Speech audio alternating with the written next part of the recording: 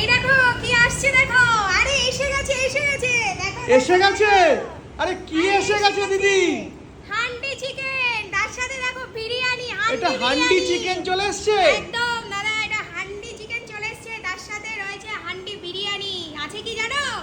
2 piece chicken, 2 piece আলু, 2 piece ডিম দিয়ে, তার সাথে আরো 2 পিস হান্ডি চিকেন দিয়ে মাত্র 239 টাকা। স্যালাড কি দেবে না নাকি? একদম স্যালাডটাও আছে, স্যালাডটাও আছে মাত্র 239 টাকায়। মাত্র 239 টাকা। এ বাদেও আরো একটা কম্বো আছে দেখো।